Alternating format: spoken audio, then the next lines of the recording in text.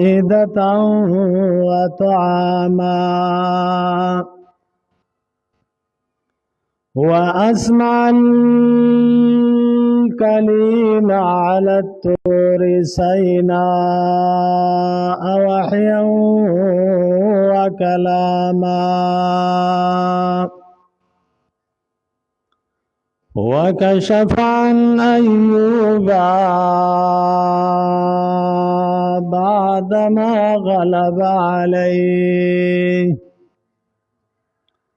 بعدما غلب عليه مرضا وسقاما ورد البصر على يعقوب إذ جاء البشير بشيرا وأماما وسخر لسليمان إنسا وجنا وريحا وغماما وقرب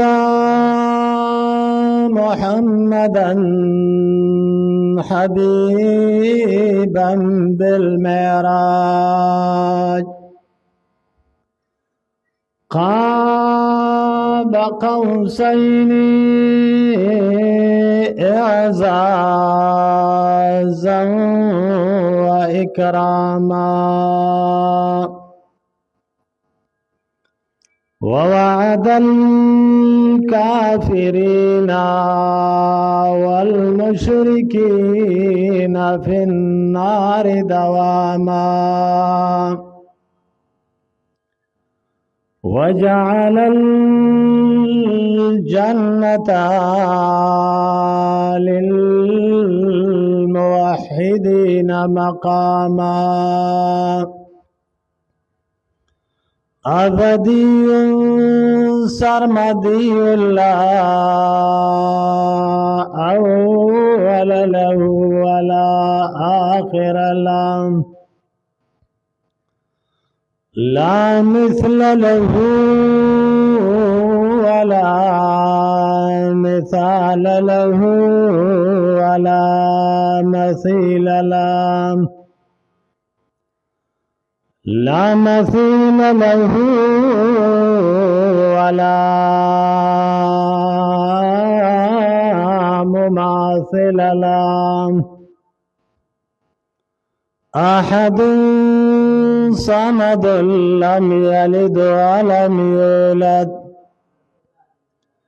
أما بعد فأعوذ بالله من الشيطان الرجيم بسم الله الرحمن الرحيم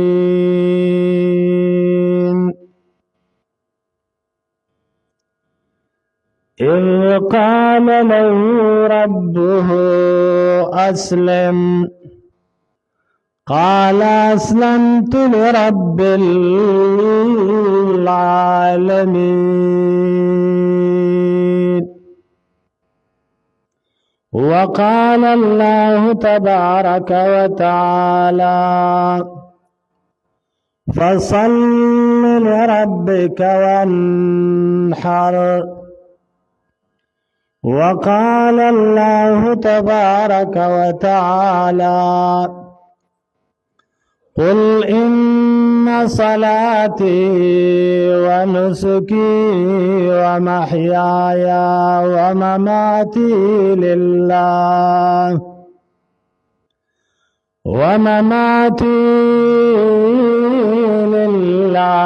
رب العالمين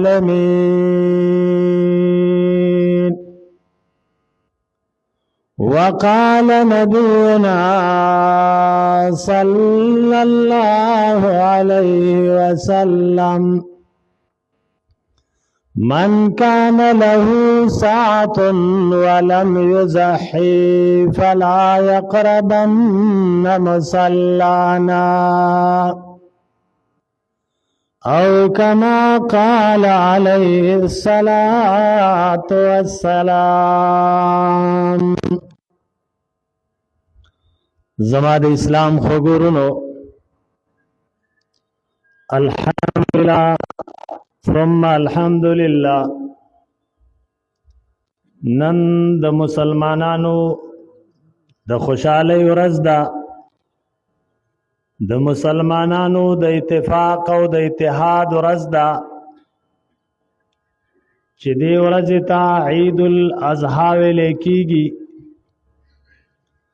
زمنګ او تاسو په اصطلاح کې دیتا لوی اختر ویل کیږي. په دې ورځ باندې څه اهم مسائل دي او احکام دي. هر مسلمان له پکار دي چې په دې باندې عمل وکړي او د خپل ورځ نورم مبارکه جوړه کړي. د اختر په مسنون اعمالو کې یو عمل دا دی چې مسلمان با د شریعت مطابق فل آرائش وکړي. خیرن خچن با مسلمان عیدگاه ته ناراضي،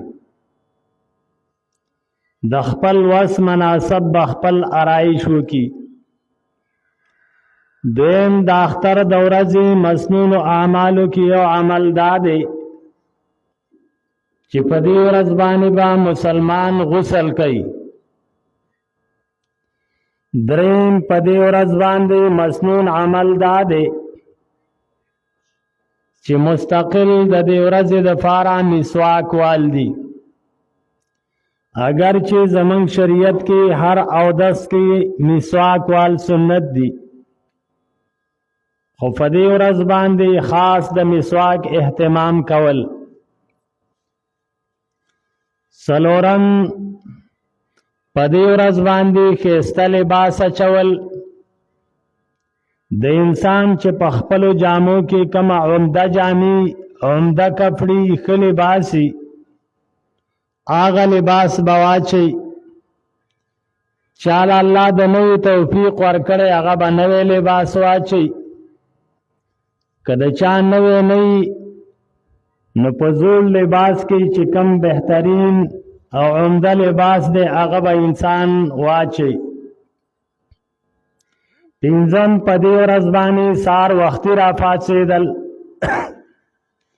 د نور ورځو په مناسبت کې په دې ورځ باندې به انسان وختي را پاڅېږي.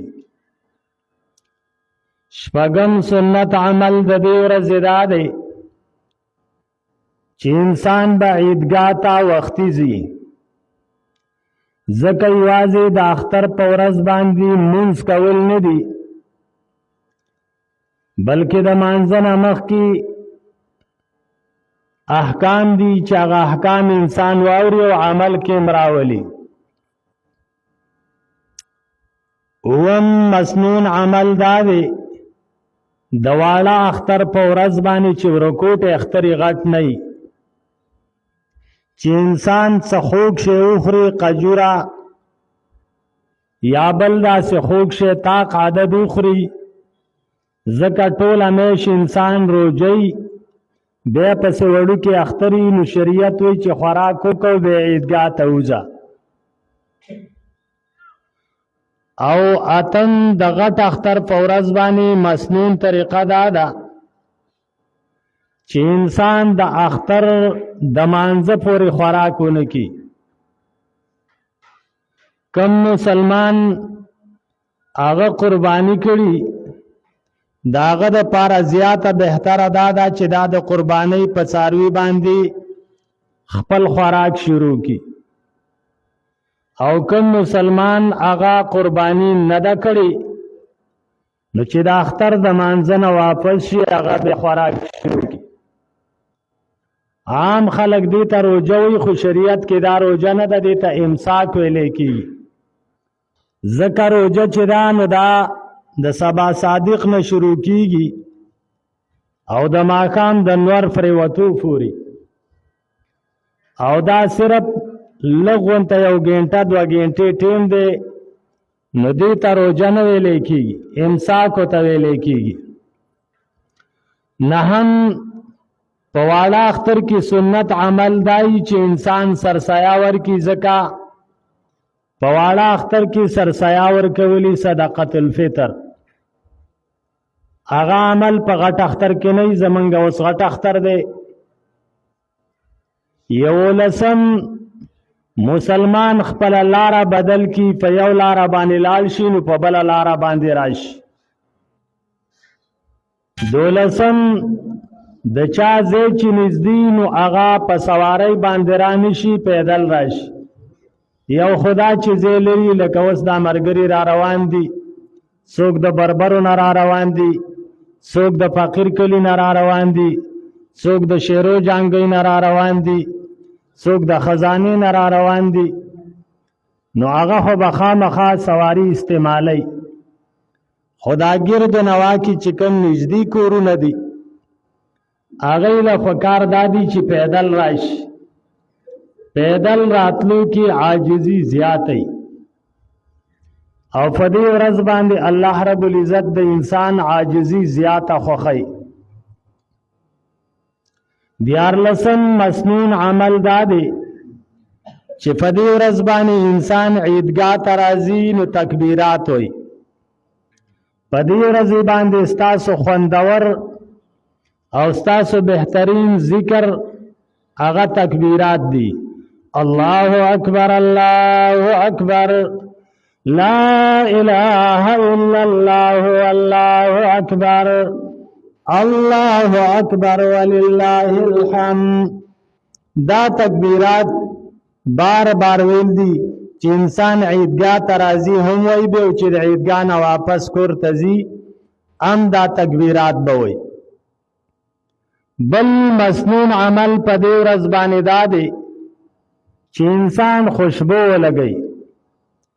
ذکر د ګڼو مسلمانانو سره په عیدګاه کې ملاقات کیږي چې د وجود خوشبوداری بدبودار نه وي. دارنګي بل سنت عمل په دې ورځ باندې دا دی چې په دې ورځ باندې عیدګاه کې نفل نه کیږي. نبی پاک چې په کوم ځای کې کوم عمل نه دی کړی په هغه ځای کې به تا هغه عمل نه کوي. اوس دا د اختر مونځ دی او په جمع باندې مونځ دی، خو د دې مانځه دپاره نبی پاک صلی الله علیه وسلم نه اقامت کړی دی، نه د دې مانځه دپاره اذان کړی دی، او نه د دې مانځه نه مخکې نفل مونځ کړی دی.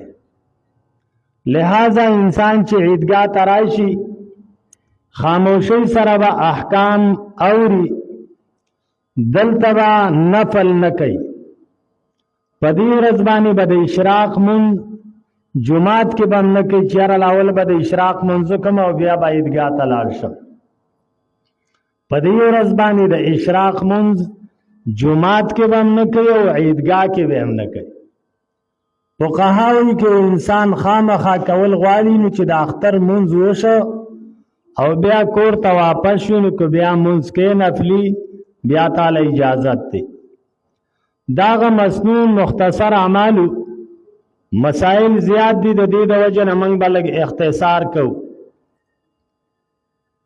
یو د قربانۍ ورځې څو دي؟ نو د قربانۍ 3 ورځې دي.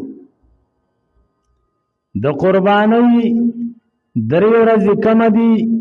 د اختر ورځ، د اختر سباله او ورپسې بل سباله. د 3 ورځې د نور د ډوبېدو پورې ټیم دی د قربانۍ. کله چې د اختر د 3 ورځې نور پرېوتو نو د قربانۍ ټیم ختم شو. دا 3 ورځې دي. دویمه مسله چې دا عامه مسله ده او عام مسلمانان د دې تپوسونه کوي چې یو بچی یو زوی هغه د خپل مور او پلار د طرف نه قرباني کولی شي او که نشي کولی.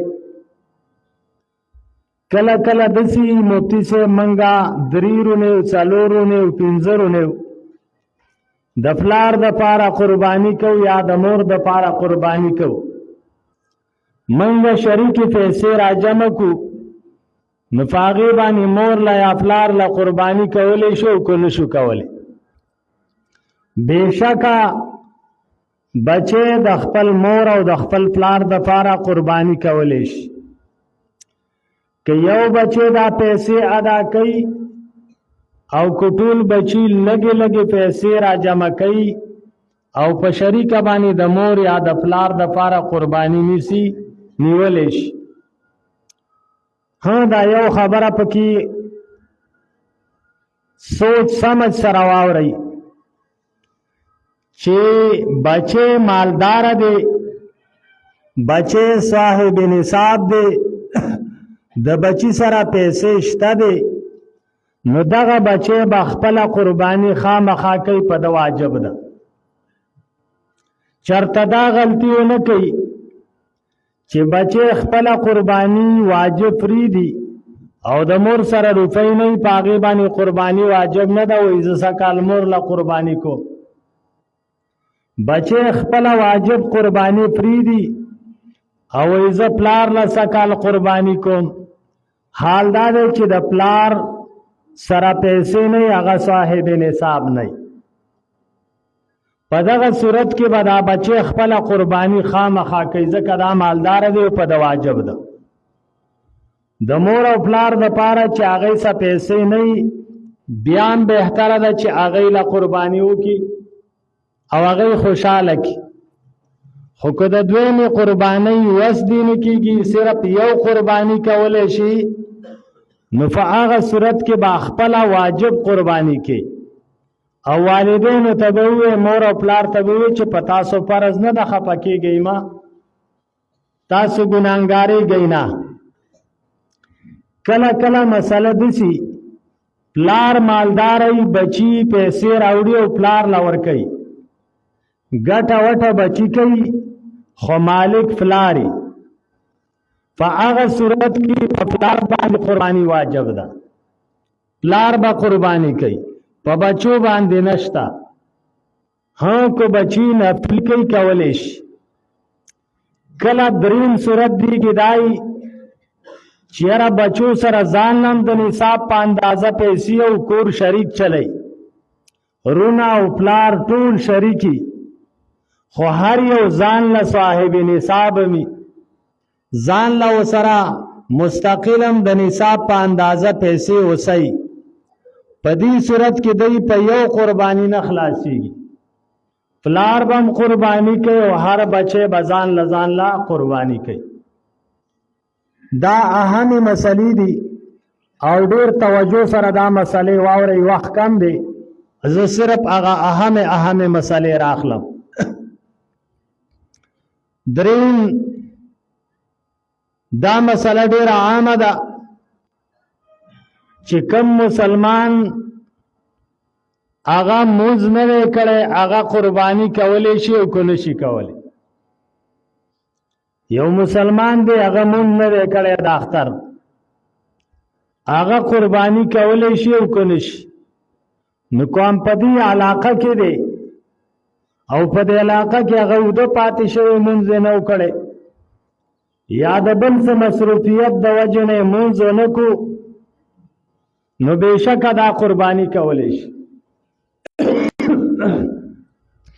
کله چې علاقه کې په یو عیدګاه کې مونږ شو نو باز دا غي نرستو د قربانی ټیم ستا شروع شو چې په علاقه کې یو عیدګاه کې یو جماعت کې مونږ شو نو بستا د اختر ټیم شروع شو اگر کتا په خپل باندې د اختر مونږ نه دی کړی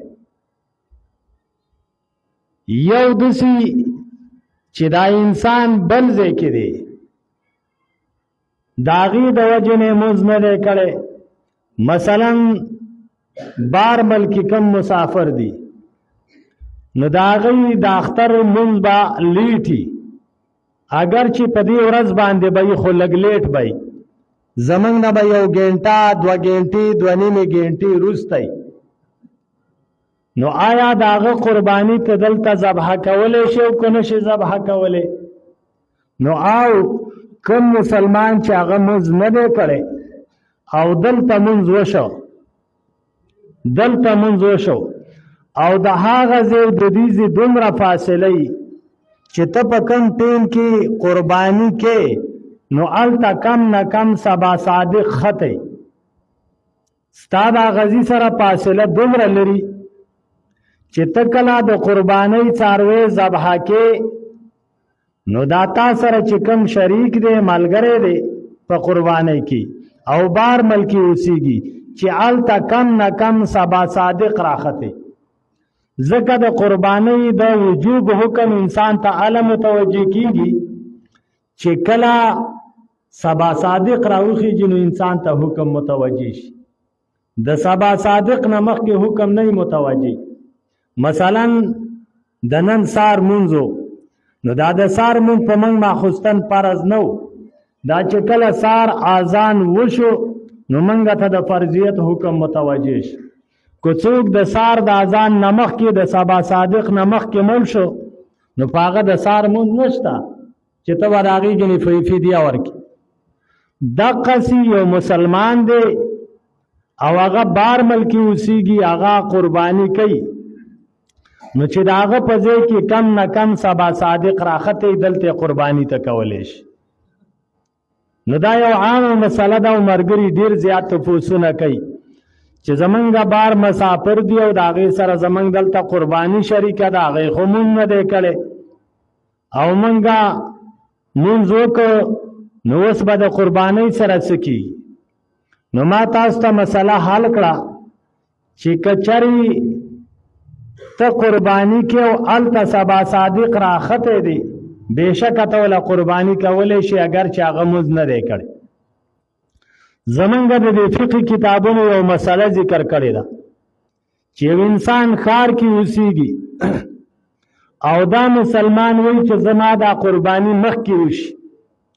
نو د هغې ترتیب دا دی چې دا به د ښار نه خپل د قربانۍ څاروی دیهاتو ته ولیږي بانډو ته به ولیږي د بانډو دپاره قانون لږ جدا دی د بانډو دپاره شریعت کې قانون دا دی چې کله د سار اذان وشي څه معنی سبا صادق راوخیږي نو د بانډو خلک خپله قرباني کولی شي ځکه د بانډو په خلکو باندې نه د جمعې مونځي نه د اختر مونځي نو هغه چې سبا صادق راوخیږي هغه خپله قرباني کولی شي اگر چې لانور نه دی راخته هغه بیا هم قرباني کولی شي نو که شهري انسان خپل د قربانۍ څاروی هلته بوځي دا دلته دی نو هلته ولا هغه بانډي والا د ده څاروی د ده د مانځه نه مخکې چې دلته شهري لامون د اختر نه دی کړی هلته د قرباني کېدلی شي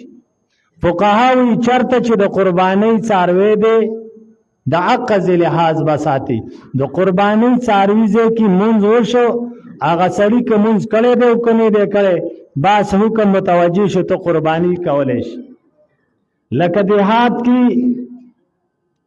لا نورم نه دی راخته هلته ته قرباني کولی شي او د شهري سړي د قرباني هلته کولی شي چې د دې ځای نه قرباني لیږلې ده بله څلورمه مسله دا ده یو انسان دی د قربانۍ څاروی واخستو دا خپل د قربانۍ څاروی واپس بدلول غواړي آیا مسلمان خپل د قربانۍ څاروی واپس بدلولی شي او که نشي بدلولی نو دوه قسمه مسلمانان دي یو غریب مسلمان دی یو مالدار مسلمان غریب مسلمان چې کم څاروی واخستو همدقه به ذبحه کوي د ده بدلولو ته ضرورت نشته د ده وس نشته دی د ده طاقت نشته دی او نه شریعت د ده نه قرباني غواړي خدا کو په خپل خوښې سره قرباني کوي بس دا کم څاروی چې واخستو همدغه کافي دی یو مالدار مسلمان دی مالدار مسلمان د قربانۍ څاروی واخستو نو هغه په تعین سره نه متعین کیږي کدا وی یاره زه دا بدلوم د دې نه بل ښه اخلم بېشک اخیستی شي. دومره به مالدار مسلمان کوي چې کم څاروی مخکې د اخیستی و اوس یې بدلوي چې د هغې نه د دې رستني ریټ کم نه وي، د هغې نه په وجود کې کم نه وي، ځکه په دې کې دا خپله فایده ګوري چې ما ته به پیسې پاتې شي، زه لږ وړوکی څاروی اخلم. په دغه صورت کې چې کومې پیسې پاتې شي بهتره خبره دا ده چې دا بیا غریبانانو ته ورکړي صدقې کې، او که چېرته خامخا څاروی نو د هغې نه به ښه څاروی اخلي، قیمتي څاروی به اخلي، د اولني څاروي نه به کمزوری څاروی نه اخلي.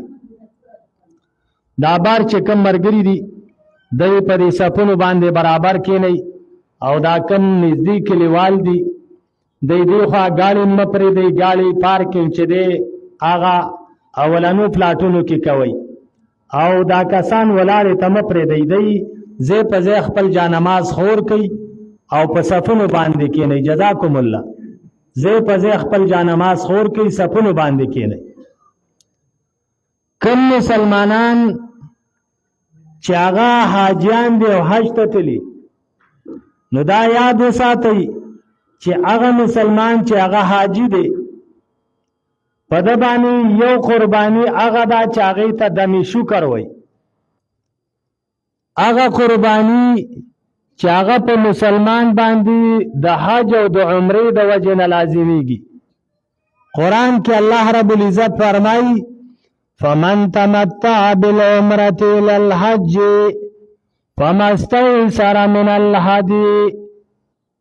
کم مسلمان چې د عمرې سره حج مو وکړو، د عمرې سره حج مو وکړو، په یو سفر کې دوه غټ غټ کارونه وکړو، عمره مو شوه حج مو شو، فما استيسر من الهدي. شریعت وی دا سړی به د شکري فطور باندې قرباني کوي، دا انسان به قرباني کوي، په ده باندې قرباني لازم ده. دغه ته د شکر وی دا به حاجي صاحب د دې د وجې نه کوي چې دا مالداره دی او دا ګنې هغه قرباني ده کومه چې ما او تا دلته کوو، دا هغه قرباني نه ده، بلکې دې ته د شکر ویلی شي، او دا به صرف د حرم په حدودو کې دننه کوي.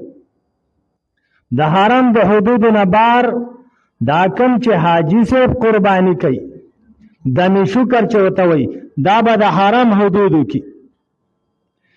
یو حاجي صاحب مالدار دی او د هغه په حرم کې 15 ورځې پوره کېږي. هلته کله چې انسان مسافر وي په هغه باندې قرباني نه وي، خو ګورې مسافر وپېژنئ، یو زما او ستا مسافر دی، یو د شریعت دی.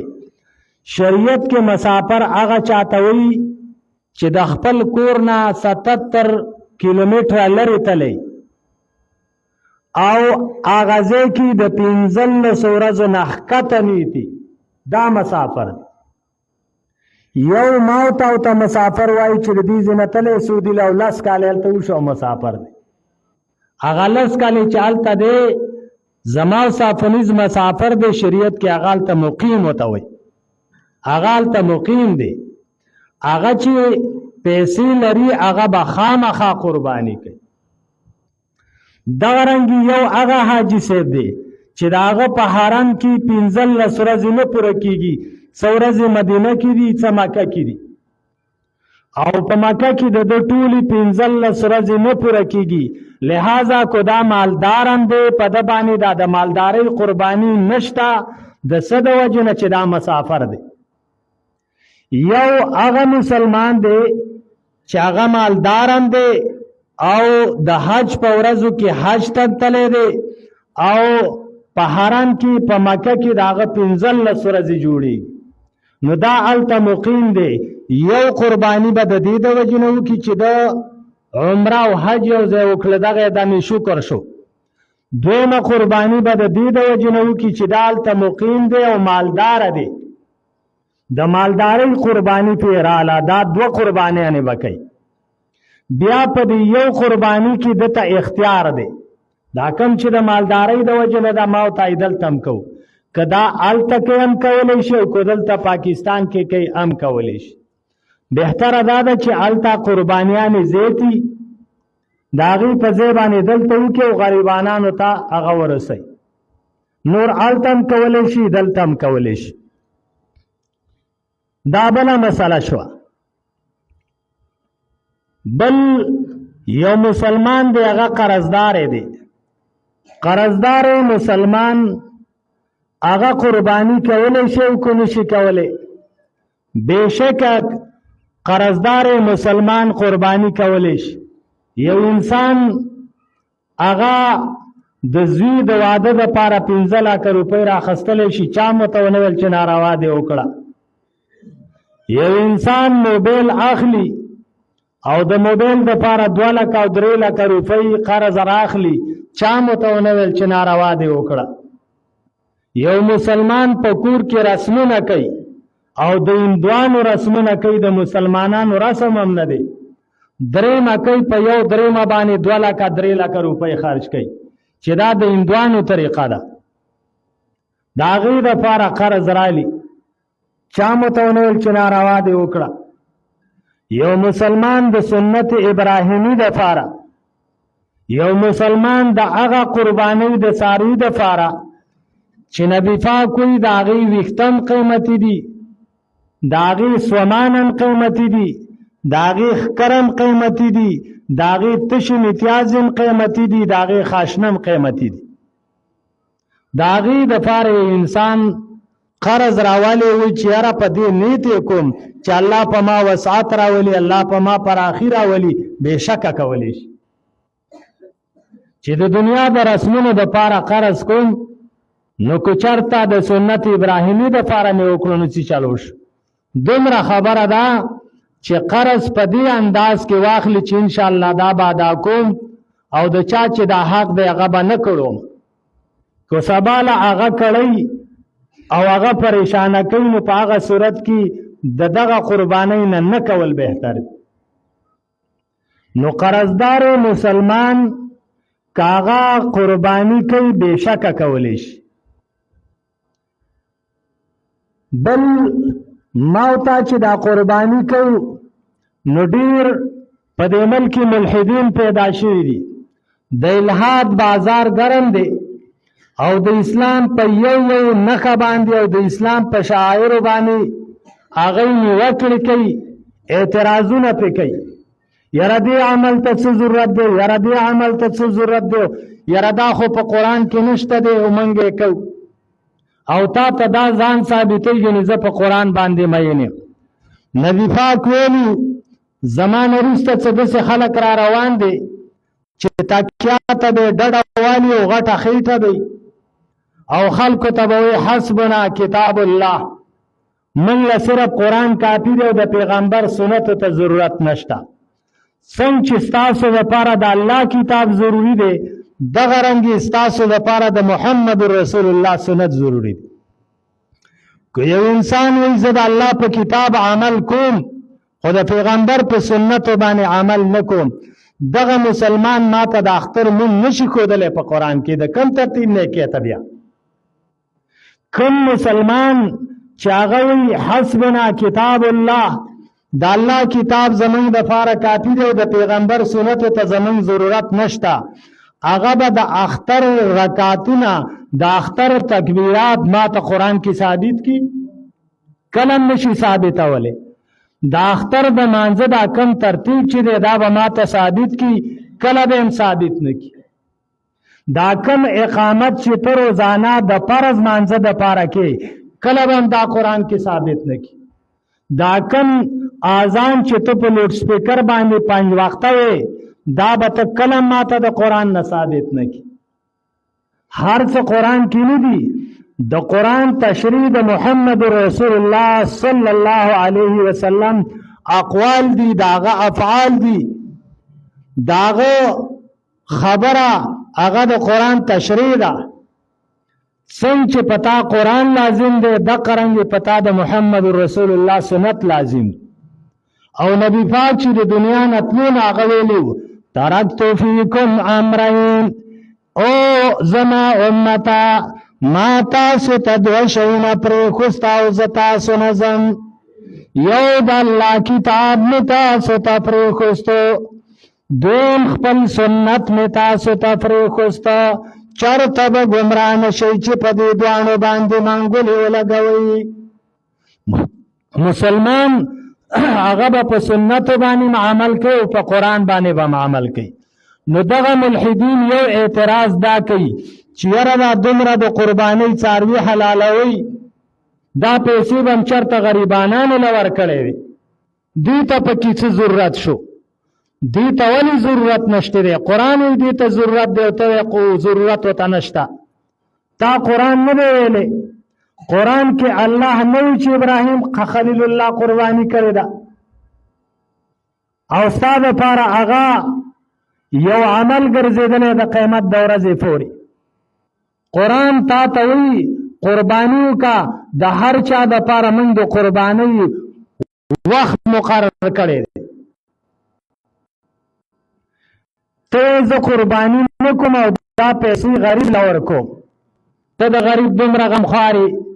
په پوره کال کې د چېرته غریب له سلګون ورکړی دی چې نن ته وایې زه له د قربانۍ څاروی ورکوم. دا ته دوکه کې افراط کې ته چې نری نو نورې پیسې راواله او هغه غریب له ورکه. خپل فرضي عمل چې د دی هغه مه پرېږده چېره دا فرض به نه کوم او د مسلمان سره به ښېګړه وکړم. زه تا ته طریقه ښیم ته چې داسې د غریب سره احسان کوونکی. شریعت وایي چې د غریب سره احسان کې نو ایډوانس کې زکات ورکولی شي. د راروان کال کم زکات چې دی 1 لاک در باندې کېږي، 2 لاکه در باندې کېږي، 3 لاکه راواله او د غریب له ورکړه. خدا نه چې د قربانۍ نه ځان خلاصومه، قرباني به کې مالدارې خامخا به کې پتا فرض ده او فدی باندې ته نشې خلاصېدلی چې یاره زه د غریب خیرخواه یم او غریب سره احسان کوم. ما تا ته ویل غریب سره چې احسان کې زکات وله ورکړه او که ته ایسا کال خو ما خلاص کړی دی د راروان کال دی ورکه. شریعت تا ته ویلي ته ایډوانس کې زکات ورکولی شي. نو چې په دې خبره باندې پوهې قرباني فرض عمل دی، د یو فرض دپاره به بل فرض نه پرېږدي.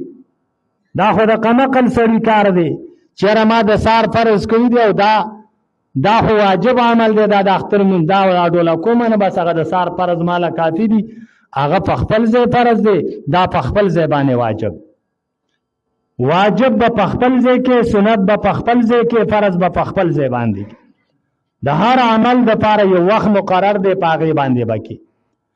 قرباني د هغې مقصد څه دی؟ د هغې فایدې څه دي؟ شریعت کې د قربانۍ ګڼې فایدې دي. زمون کتابونه وایي یو فایده دا ده التقرب الی الله بالذبح من بهیمة الانعام. یو د دې فایده دا ده چې انسان په ځان الله ته نږدې کړي. حدیث کې راځي اول ساز کې د قربانۍ چې ځمکې ته رسیږي د رب په دربار کې د ځمکې ته د رسېدو نه مخکې د رب په دربار کې قبلي. دا هغه قیمتي ساز کې دی د وینې. او فاطمه رضی الله عنها ته نبی پاک کوئی فاطمه خپل د قربانۍ څاروي ته د حاضر شه، د دې په اولنی ساز کې الله ستا ګناهونه ختمي. ته د پیغمبر نه زیات هوښیارې. پیغمبر چې مدني زندگی کمه تیره کړې ده هغه په مدني زندگی کې چرته هم قرباني نه ده پرېښي. چېره خیر دی سږ کال به قرباني ونه کړمه او مدینه کې په سلګونو باندې غریبانان دي چې د هغې په تن باندې جامې نشته دي، دا د قربانۍ پیسې به هغې له ورکړم. ته د محمد رسول الله نه زیات هوښیار نه او ځان زیات هوښیار مه ګڼه د هغه نه. لہذا یو مقصد دا چې په دې باندې انسان الله ته نږدې کړي. دویم التصدق علی الفقراء والمحتاجین. د قربانۍ فایده دا ده هغه خلک چې د هغوی غوښې ته زړه کېدو کال کې هغوی غوښه ونه خوړله، تا قرباني وکړه او تا د قربانۍ یو حصه هغوی باندې تقسیم کړه. غریب مسلمان نن غوښه وخوړله ستا د قربانۍ د وجې د قربانی بهترینه طریقه دا ده چې تا کم څاروی ذبح کړی دی 3 ځای کې د هغې غوښه په 3 ډیرو کې تقسیم کی، یو تی غریبانانو ته ورکي، یو تی خپلو خپلوانو ته ورکي او یو خپل کور ته پرېږدي. نو د قربانۍ دویمه غټه فایده دا شوه چې ستا د قربانۍ د وجې نه غریبانان غوښه وخوري. زه چې کله اول دې کلي ته رالم نو داسې خلک وو چې قرباني به یې کوله او پرچونو کې به وسه پرته وه او خوا ته غریب له به یې نه ورکوله. دې مجمع کې اوس هم هغه ملګری شته دی. ما چې په اول کال باندې د قربانۍ مسائل بیان کړ نو ما ته هغه غریب مسلمان وی دلته ناست دی د مجمع کې زما په نظر دی. ما ته وی مفتی صاحب څه کال مې غوښه وخوړله چې تا مسائل بیان کړ. ما مخکې چېرته د قربانۍ غوښه نه ده خوړلې. موږ ته به چا د قربانۍ غوښه نه رالیږل. دا قرباني دې ته وایي. دا یوازې د مال قرباني نه ده، خپل تکبر به مو سره قربان کی، خپل انانیت به مو سره قربان کی، خپل حسد به مو سره ذبح کی، خپل کینه به مو سره ذبح کی او خپل د خېټې خواهشات به مو سره ذبح کی. دا نه چې ټوله میک او ټوله زما، ټول غوی او ټول زما، ټول چیلی او ټول په ټوله زما. تا سره به د غریب احساسي، تا سره به د محتاج احساسي، ځان له به ټوله نه خوري. دا د دې دپاره ده چې غریب په دې ورځ باندې غوښه وخوري. دا نه چې ته مالداره وي او ټول چیلی ستاش او غریب هغسې فاتش. د دې د وجې نه د نبي علیه السلام دور کې ابتدا کې به خلکو داسې کول چې ټول مال به ځان ته ساتو. نبی علیه السلام اډر جاری کو چې د اختر د قربانۍ غوښه د 3 ورځو نه پورته ساتل حرام دي. نبی علیه السلام حکم وکړ. بس چا به د 3 ورځو نه پورته نه شوه ساتلی، په خپله به ویل نه نس خرابېږي حرامېږي، بس ایسته به په خلکو باندې تقسیم کړ. یو صحابي سفر باندې تللی چې بیرته رالی، د اختر د 3 ورځو نه زیاتې ورځې شوي، کور کې ورته د غوښې پوټي کېښوسته، د اختر قرباني ورته کېښوسته. هغه حیرانه شو، وایي د اختر خو 3 ورځې شوي، څنګه دا غوښه ساتلې ده؟ محمد رسول الله خو وایي چې د 3 ورځو نه اخوا غوښه ساتل حرام دي. د کور خلک ورته وایي جی اوس حکم بدل شوی دی، نبی پاک اجازت ورکړی دی. کله چې نبی علیه السلام خلک د ورکړې سره عادت کړو چې غریب ته ورکړه وکړي، محتاج ته ورکړه وکړي، د خلکو عادت جوړ شو. بیا نبی علیه السلام ویل ځئ خیر دی اوس یې کور کې ساتئ. عادت دا جوړ کړئ، ټول منظرما ټوله زما والا مه جوړېږئ. د غریب احساس ځان سره پیدا کړئ، د مسکین احساس ځان سره پیدا کړئ. زه دې ونه خورم خو چې غریب هغه په دې ورځ باندې خوراکو کی، زه خو تمام کال خوراکونه کوم، غوښې خورم، کم نه کم چې د اختر په ورځ باندې خو د غریب خوراک وکړي که نه. نو دویم لوی مقصد یې دا شو. دریم مقصد څه دی؟ التودد الی الاصدقاء والاقرباء. ستا دوستان دي، ستا خپلوان دي، د هغوی خبرګیري مواله. داسې به نه وي چې دا خو مالداره دی دله مه ورکوه، نه، خپل مالداره رور کم ولېږه، خپل مالداره تره کم ولېږه، هغه قرباني کړي بیا م ورکولېږه. دا مقاصد دي د قربانۍ چې دا کم ستا خپلوان دي هغه م یاد کړي، خپل ستا دوستان دي مالداره دي هغه م یاد کوي. ته زما دوست یې، تاله مې قربانۍ کې حصه کړې ده. دا پکې هغه اهم خبرې شولې. اوس یو څو اهم مطالبات دی، وخت کم دی، د دې د وجې نه اختصار کوم. زه مسائل ډېر زیات دي. یو زمونږ او ستاسو د دې خلکو دا عادت دی چې په اختر کې چا که چې مړي شوي په دې پوره کال کې دا مسلمان ځي او هغه زاړه مړیو ته بېرته راتازه کوي او د مسلمانانو په زړو زخمونو باندې مالګې ډوړوي او د اختر په ورځ باندې مسلمانان جړوي. یاد ساتئ دا جرم دی، دا ګناه ده. د چا د مړي چې 3 ورځې شوي دي باس داغه د غم ورځې ختمې شوي دي. نظیفه کوئی غم به مسلمان 3 ورځې کوي. یو د زړه هغه درد هغه به وي، خو یو بل سره تعزیت کول او تسلی ورکول دا د 3 ورځو پورې. لہذا چې 3 ورځې شي د هغې نه وروستو مړي به چاته نه رایادي. یاره پروس کال پلان کې خان ژوندی و، پروس کال پلان کې خان زمونږ سره یو ځای دلته چای وڅکو، ورور یې په ژړا شي، بچی یې په ژړا شي، په هغه باندې هغه غوښه تا زارو ګنډېر کړه، په هغه باندې تا هغه چای زارو ګنډېر کړه. دا تا جرم و. الله د رضا دپاره دا غلط رسمونه پرېږدئ. که ته د مړي کور ته ځې بېشکه لاړ شه، خو په دې سوچ لاړ نه شي چې هلته به لاس چوتوم او هلته به لاس ښکته کوم، هلته به د مړي تذکره کوم او هلته به د مړي اقربا جوړوم. په دې نیت به نه ځې، په دې نیت لاړ شه چې هلته ځم چې خلک له خوشحاله کم، هلته ځم چې داسې خبرې ورته وکړمه چې د سره د خلکو مړي طرف ته ذهن هم لاړ نه شي. هلته ځم ځان سره غوښه وړم، ځان سره مټایان وړم، ځان سره بسکټ وړم او هغه خلکو سره لږه مشغوله کوم. بیخي لاړ شه. خو که د دې دپاره ځي چې د اختر په ورځ باندې مسلمان وجړی چې د سره لاړ نه شي، دا یو غلط طریقه ده. دارنګې په دې ورځ باندې مسلمانان ځي قبرونو ته او بیا خاص کر زنانه لاړې چې اول ته په ځان پیران راوستې او کړي کې وایي او چغې وایي. د زنانه دپاره په عامو حالاتو کې مقبرې ته تلل ګناه ده.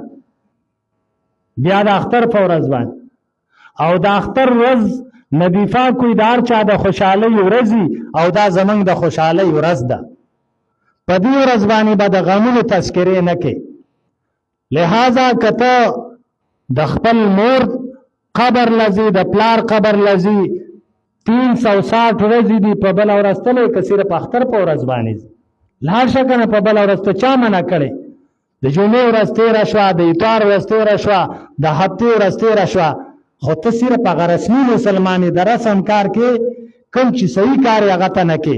شریعت وایي د شپې مقبرې نه تلی شي، د ورځې هم تلی شي، خو شریعت دا نه دي ویلي چې محمد رسول الله به اختر کې خطا او مقبرې ته بتلو. لہذا په دې ورځ باندې مقبرو ته تګ به نه کوئ. بله ورځ لاړ شه، بله ورځ لاړ شه، مخکې به تللی وي. د دې نه ځان وساتئ. دارنګې زمونږ الحمدلله سکل الله د سعودي سره عرفه م یو راوستله، اختره مو سره یو راله. دا خو ما بار بار چغې والې خو تاسو نه منله. دې ملانو صاحبانو به تاسو ته ویل چې یاره د هغوی سره عرفه چېرته کېږي، خو زمونږ نه مخکې دي. د هغوی سره چېرته اختر کېږي، هغه خو زمونږ نه مخکې دي. دقه مولوي صاحب ته ووایه هغه ستا دلایل څه شو؟ اعلان خو تا وکړو، زما په اعلان خو تا هېڅ هم نه ویل. نن تا اعلان وکړو، زما عوام ورونو ځان سره ریکارډ کې وساتئ چې تا ته وایي چې نه کېږي. وی شوی دی که نه دی شوی؟ نن دلته اختر دی، سعودي کې اختر دی. پرون هلته عرفه وه او عرفات ته حاجیان وختل، دلته عرفه وه. 9 ذوالحجه او یوم عرفه دا یو شی دی. د پیغمبر په زندګۍ کې څوک دا نشي ښودلی چې د پیغمبر 9 ذوالحجه وه خو عرفات ته حاجیان نه وختي، یا عرفات ته حاجیان ختي خو 9 ذوالحجه نه وه. ځینې پکې دا قیسې هم کوي. دا یو ورځ ده او د ټولو مسلمانانو عرفه م یو ده، اختر هم یو دی. نن پوره پاکستان ما سره ومنل الحمدلله. چا به چې ویل چې نه کېږي، چا به چې ویل چې نه یاره دا خو 2 ګنټې فاصله ده، یاره دا خو تی زمونږ د مونږ مخکې راځي، نن دې ته مونږ مخکې وکړه او کو دې ته نه که. دا یاد وساته، سبا له بیا هم ګورې دا خلک په شریعت پسې نه دي روان. که ته یې پټکې والې شریعت دا محکوم خلک دی، دی ته چې بل چا څه آډر وکړو حقه مني. کېدی شي کال له ورته بیا وایي چې نه به کې، وایي صاحب بلکل نه کوم چې ستا آډر دی. شریعت ته نه ګوري خو بیا به دلایل وایي چې نه کېږي. ته به ورته بیا دا ورځ ښې چې یاره پروس کال ولې کېده، چې څه کال نه کېږي پروس کال ولې کېده. دا د ځان سره یاد وساتئ. د هغې سره زمونږ اختر هم یو دی، د هغې سره زمونږ عرفه هم یو ده. او که څوک تا ته دا وایي چې زما ته مونځ مخکې دی، تا چې ته دا د سهار مونځ مخکې وکړو، دا هم راوګرځوه که تا چې دا ماسپښین مونځ مخکې کې ته چې دا د جمعې مونځ مخکې کې ستا د جمعې مونځ د هغه نه مخکې نه دی نو په کار دی چې سبا نه د جمعې مونځ وکړي تا خو یوه جمعه هم د هغې نه وروسته نه کړه صرف دې ځای کې دا منطق تا ته یاد دی د چا سره چې ستا ورځ یو ده د چا سره چې ستا تاریخ یو دی د هغې سره ستا عرفه یو ده د هغې سره ستا اختر هم یو دی که د چا سره د تاریخ جدا دی د چا سره د ورځ جدا ده بېشکه د اختر ورځ هم ورسه جدا کړه خو دا منطق بل چاته وښایه چې ورځ مې یوه ده تاریخ مې یو دی نن دلته هم 27 مئی نن عربو کې هم 27 مئی نن دلته هم د بود ورځ نن هلته هم د بود ورځ صحیح شوه الحمدلله اختر هم یو دی دعا کوي چې همیشه دپاره الله رب العزت دغسې زمونږ اختر هم یو کي زمونږ عرفه هم یو کي او د دې تاویلو ماویلو نه خلاص شو په میډیا به دا غوبلو ستا عرفه نه ده شوې لکه ستا اختر نه دی شوې لکه د اختر په ورځ باندې عرفه وکړه د عرفې په ورځ باندې اختر وکړو دا غوبل به جوړ الحمدلله سکل میډیا مکمل خاموش ده مسلمانانو کې چې اتفاقی دا انتشارات به ختمي د اتفاق مظاهره وکړي د یو بل سره اتفاق وکړي د یو بل سره اتحاد وکړي بل خبره دا واورئ چې موږ او تاسو قرباني کوو نو قرباني کې د اختر په ورځ انتهایی د صفای خیال وساتئ موږ او تاسو خو قرباني وکړو خو ټول کلی ولړو دلته کلمې گزار کا آلته خاشنه گزار کا آلته غوږونه او څرمن گزار کا ټول کلی ګنده کو یاد ساتئ د کلي د صفای خیال ساتئ نظیفه کوئی د یهودو کوڅې ګندئ خپلې کوڅې د مسلمان دا به ګنده نه دا به پاکي د قربانۍ د څاروي کلمې دا یو ځای کې دفن کا کتا گزار کړي نن خو به بدبوی ونه کې خو سبا به ترې ټول کلی تنګ لہذا دا عاجزانه درخواست دی د صفائی انتهایی خیال وساتئ بل درخواست دا دی چې زمونږ او ستاسو دا ماشومان دي دوی نه موټر سایکلې پیدا کړي دي او دوی ته سلنسرې نیستلي او د کلي خلک هم ترې تنګ او په کومه لار او کوڅه چې ورځي ټولو ته خیرې کوي وایي رب دې ترې ګزار کا رب دې د اختر په ورځ باندې مردار که داسې ورته وایي دا تا څه غوبل راخستی خپل بچی د هغې صحیح تربیت وکړئ اسلامي تربیت یې وکړئ د هغې نه بدماشان مه جوړوئ د هغې نه د نشو تماشو والا مه جوړوئ خپل بچی وینئ چې چرس کي او سر دې ټیټ کړی غږ ورته نه کړي بچی وینئ چې آیس کي او غږ ورته نه کړي دا بچی به سبا ستا د سر در ګرځي او ستا د بېعزتۍ سبب به ګرځي د بچو صحیح تربیت وکا هغه له د الله کتاب لاس کې ورکا د محمد رسول الله سنت لاس کې ورکا مسلمانی بچی تاول اسلام وکایا به کو د دنیا هنرونه او تکي بشک او توي کېوا خو اسلام ته پاول نمبر کې وکای بل عاجزانه درخواست دادې زمنګ دا عیدګاه ده او زمنګ دا مقتدیان هم دلته ناست دا څومره چې تاسو ګورئ دې ته زه ځان له په خپله ولاړ ما سره دویم مسلمان نه پدې کې په دې خپلو مقتدیانو کې که د دې دیوالي که د دې بل کاري که د دې بل کاري دا ځان له زه کوم دې دا پلستر تاسو وینئ پلستر یې نشته دې کې فټ هم نه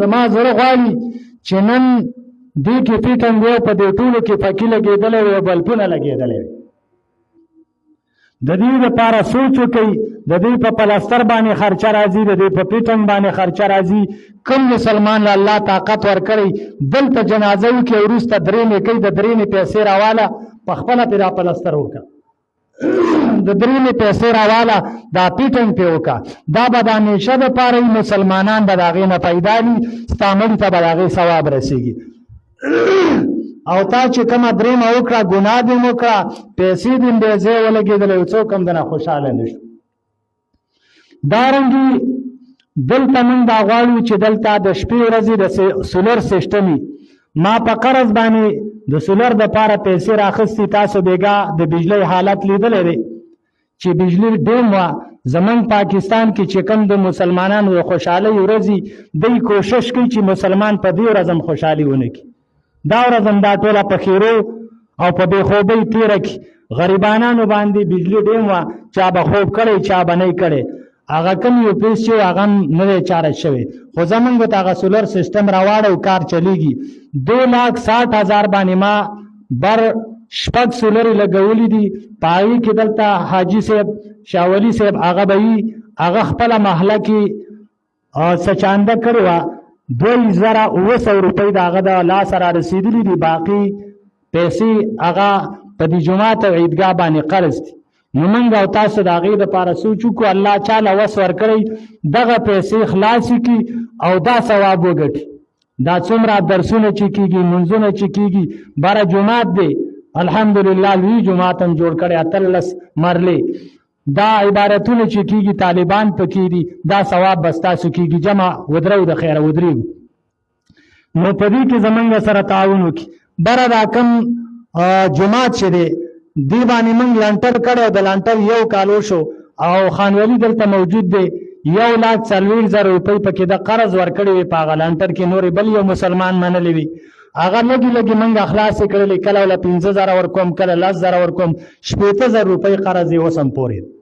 دا زمونږ اجتماعي ځای دی، ځکه یوازې زما ځای نه دی او که ځان له مال الله توفیق راکړو بیا هم زه دا سعادت ګڼم او تاسو ته نه ویم چې ځان له زه خلاص کړم، خو نشم کولی نشم. نو 60,000 روپۍ اوس هم د هغه قرض پاتې دی، 1 کال پکې وشو. د دې دپاره لږ سوچ وکړو چې دا د جومات قرض خلاص شي. بل د څرمنو پیسې دي او ستاسو دې کلي کې الحمدلله غاټه مدرسه د اولیه اداره ده او الحمدلله هر کور ته د خیر ننوتی دی، هر کور ته، په هر کور کې طالب او عالمه موجود ده. لہذا دغه څرمن چې کم تاسو د قربانۍ څرمن ده هغه به مدرسې ته راولېږئ، انشاءالله هغه به په مدرسه باندې ولګېږي، د طلباو په ښه باندې به راشي، د مدرسې په ښه باندې به راشي. دا یو څو انتهایی مختصر گزارشاتو چې په دې باندې موږ عمل وکړو. د اختر ورځ د یو بل د الله د رضا دپاره مات کړو. د اختر ورځ ده د یو بل سره دشمنیانې ونه کړو، د یو بل نه نفرت ونه کړو. که چا سره زیتی شوي، د چا سره خبرې شوي، د چا سره تکرار شوي، یو بل د الله د رضا دپاره مات کړو. خپل ورونو کا ملاقات لور شو، خپل ترونو کا ملاقات لور شو، خپل خپلوانو کا ملاقات لور شو او د یو بل سره د اتحاد زندگی تیره کړو. دا عیدګاه در دې دپاره ګوره نبی علیه السلام جومات کې دا مونږ نه دی کړی. ولې نه دی کړی؟ د دې دپاره چې ډیر مخلوق یو ځای ته راجمع شي او د اتحاد مظاهره وشي. پیغمبر پاک مسجد نبوي پرېښوستو چې هلته یو مونځ په 1000 باندې دی او عیدګاه ته رالی. دا د اتحاد ځای دی، لہذا د اتحاد مظاهره وکړو. الله دې په دې خبرو باندې د عمل کولو توفیق راکړي، صفونه برابر کړي، انشاءالله جمع به کېږي. دعا وکړي. الحمدلله رب العالمین والعاقبة للمتقين والصلاة والسلام على خير خلقه محمد وعلى آله وأصحابه أجمعين. یا الله یا رحمان یا رحیم. څومره مسلمانانو چې تا ته لاس اوچت کړي الله ډیره د خوشحالۍ ورځ ده، الله رب العزت عظیم ورځ ده، الله د غټ اختر ورځ ده. رب څومره مسلمانانو چې تا ته لاس اوچت کړي الله د دې لاسونو کې خیر واچي. یا الله د دې ټول شرعي حاجتونه پوره کړه. الله کال کې چې زمونږ نه څومره ګناهونه شوي الله په ټولو د عفو قلم راکاږه. یا الله که زمونږ زړونه غواړي او که نه غواړي الله موږ د دین خادمان جوړ کا. یا الله که زمونږ نه قصدن ګناهونه شوي که سهوان ټول راته معاف کا. الله په لکاو حاجان عرفات ته بیګا تللي دي، څومره دعاګانې کړي دي د خپل ځان دپاره او د عالم دپاره. الله د ټولو دعاګانې قبول کا. الله د ټولو حاجانو حجونه قبول کا. الله زمونږ په حق کې کومې دعاګانې کړي رب قبول کا.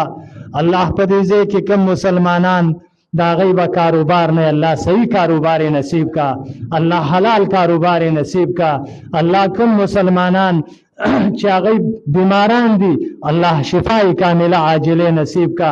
الله کوم مسلمانان چې هغه په خپل منځ کې دشمنیان دي په اتفاق اتحاد بدل کا.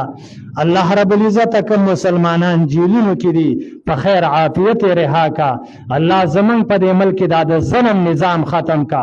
الله د اتفاق د اتحاد د انصاف نظام زملک په دې ملک راولا. الله څوک چې د ملک د مسلمانانو ویني خرڅي ته ذلیل او رسوا کا الله څوک چې د ملک د مسلمانانو وینې بر ناقطوي ته ذلیل او رسوا کا الله څوک چې د ملک بر نه حقا د خپل جب د پاره یاد یهودو د امریکای او د نتنیاهو د خوشالیدو د پاره د خپل مسلمانانو بے عزتی کوي الله دا خلق ذلیل او رسوا کا الله د دې د شرور نه ټول مسلمانان محفوظ وساته الله په دې ملک باندې صحیح حاکمان مسلط کا الله داسې حاکمان چې د عوامو خیر خوای د دین اسلام هم خیر خوای الله زمنګ په ژوند باندې دا د لاډ میکاله قانون زمنګ نه ختم کا الله زمنګ په ژوند باندې دی جمهوریت له شکست ورکا الله زمنګ په ژوند په دې ملک اسلامی قانون راولا محمدي قانون راولا الله ډېر خلک به مجمع کې د سیناستي ربا د دې په زونو کې به حاجتونه ویلې به نشي رب تر دې د زونو په حاجتونو پويږي الله د ټولو حاجتونه پوره کا الله رب العزت کوم مسلمانان په سفرونو کې په خیر عافیت خپل کورونو ته ډکه منګول راولا وصلی الله تعالی علی خیر خلقه محمد